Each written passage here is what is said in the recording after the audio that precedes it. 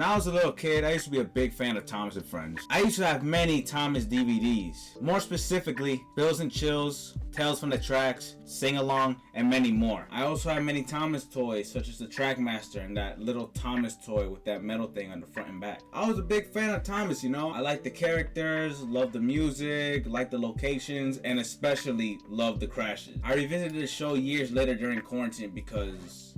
what do you think? And after revisiting the first 7 seasons, I thought it was good.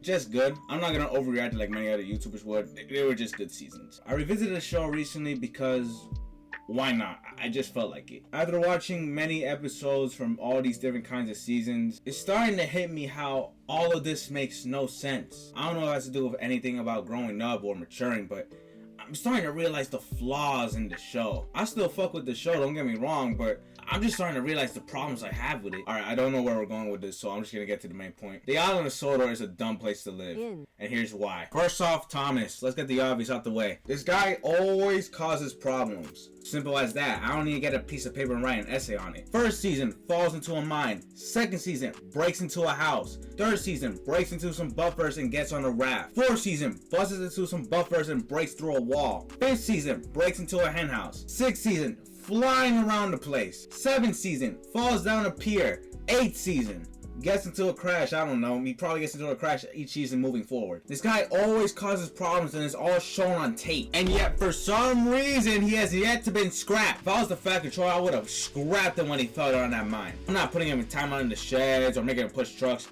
Nah, I don't care if you're the fan favorite or your name's on the show's title. I would have scrapped your ass years ago. Especially when he went around the world, yo. Like, holy shit. This guy literally left his job, got on a boat, went to Africa, and spent the next month going all around the world, leaving everyone to do his work. And then when he comes back, everyone's celebrating. Why are you celebrating? I don't know if it was all prank and then after the celebration they all started jumping him, but considering how he left everyone to do his work and take care of his branch line while he was going around the world for a month, I don't think anybody will be joking around with him at first, yo. It's on sight. Like, if I was the Fat Controller in that position, I would have scrapped him off the rip and deported his driver and fireman to North Korea. I'm gonna get me a nice electric train or a speed bullet train they have in Japan. However, while Thomas causes most of the problems that happen on the island, that doesn't mean everyone else hasn't either. You got number 3 that stays in the tunnel because he doesn't want to get his paint wet, as well as beefing with an elephant. You got number 4 that's running through a farm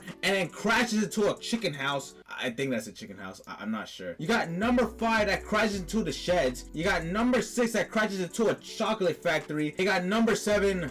I don't know, number 7 is slow, just put them in the museum. And you got all these other trains that either come off the rails, crash into a building or a train, or just wandering around the island doing nothing. I get that Sodor is supposed to be a safe place for engines, but nah. I'm scrapping all steam engines, yo, and replacing them with diesels and electric trains. The diesels are bullies, yes, but hey, I don't see them causing problems. And plus, one of them has a claw. Next up, we got the driver and firemen's. What do they do? I know they put coal in the firebox to make the engines operate, but don't the trains do that themselves? Don't they make themselves go or stop or put on their brakes? I know a lot of you guys in the comments are kind of type that, oh, the driver and firemen drive the engines. But if that's the case, then how do all these problems even happen? Like, take number 3 hiding in the tunnel. Couldn't the driver and fireman just operate him and make him get out of the tunnel? Or like take Thomas crashing to that wall. Couldn't the driver have put his brakes on? Or was Thomas controlling himself then? Or like take number 4 crashing into some jelly cans. Couldn't the driver and fireman put on his brakes when they saw that red signal? Or was Gordon controlling himself?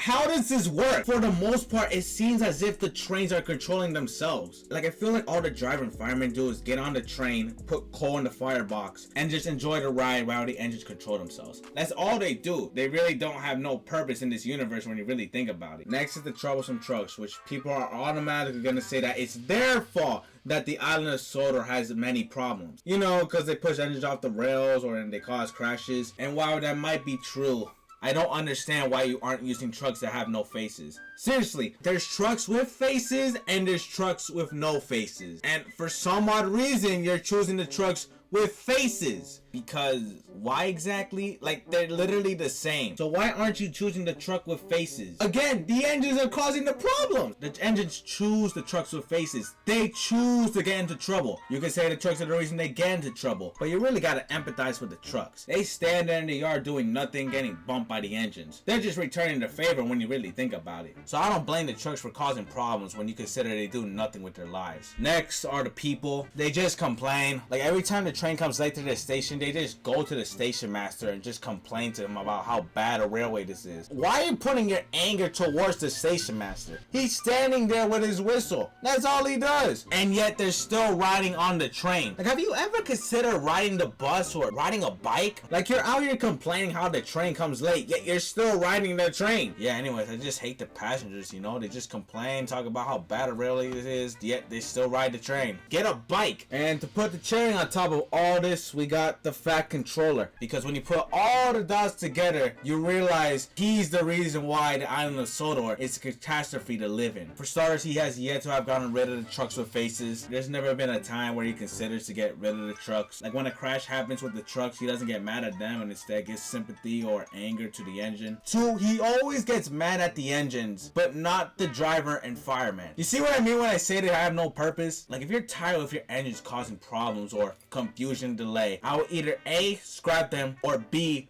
get rid of the face and then paint a face on it. Shit, yo, if I was the Fat Controller, I would have scrapped all my engines besides the big ones. Number 3 gotta go though, right? I'm gonna have an engine that'll be hiding in tunnels. I'm gonna have me some nice diesels. Not those like small diesels though. All of them can get scrapped. I want me a nice 15-inch diesel as well as speed bullet train. I'm gonna get me rid of the trucks with faces. I'm gonna make sure the driver and fireman are the ones controlling the engine. And most importantly, I'm gonna make sure nothing gets destroyed on my island, alright? If one thing gets destroyed, such as a mailbox, you're fired. And yeah, the island of Sodor is a dumb place to live in. I know this video was all over the place and made no sense, but hey, it intertwines with the show perfectly. Thanks for watching. Hope you enjoyed. Love you. Have a good day tomorrow, and bye.